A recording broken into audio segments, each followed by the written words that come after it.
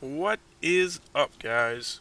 So we had an indie developer ask us to take a look at his game, and since this was our first request, we had to do it, right? Right, we did.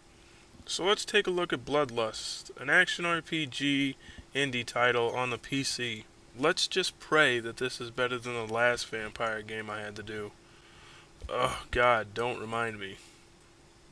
Now this is a demo release, so I didn't get to play the full game, so take that as you will.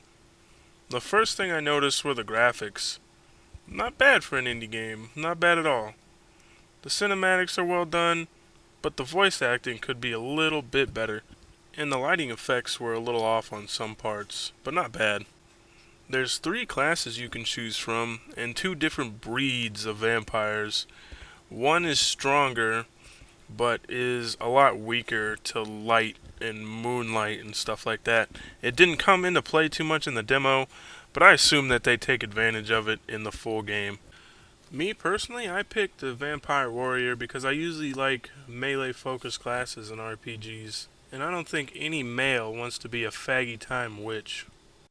You start off as a low level vampire, just waking up after you gotten bitten by another vampire, and you have to gain XP by doing fetch quests and killing other monsters and all that normal RPG stuff.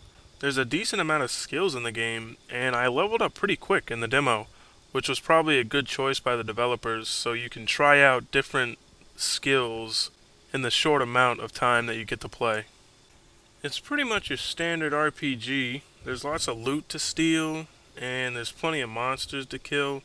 I ran into about 6 or 7 different types of monsters, and I only played the game for like an hour or two, so that's a pretty good amount of variety. But the enemies I faced weren't very smart.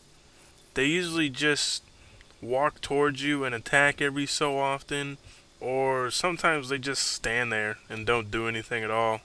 And I thought the hit detection was off, but if you look at the left side of the screen when you're attacking, it'll tell you how many points of damage you did, or if the enemy dodged your attack, or if you just f***ed up and missed. So it's working like it should, which is nice. Besides the few negatives that I had earlier on the review, I can't really find much to complain about in this game. If they tweak it a little bit more, this could be a really good indie RPG for Steam. I suggest heading over to their website, giving the demo a try. I had a hell of a lot more fun playing this than I did that piece of shit Dark, and it was free, so who can really complain about that?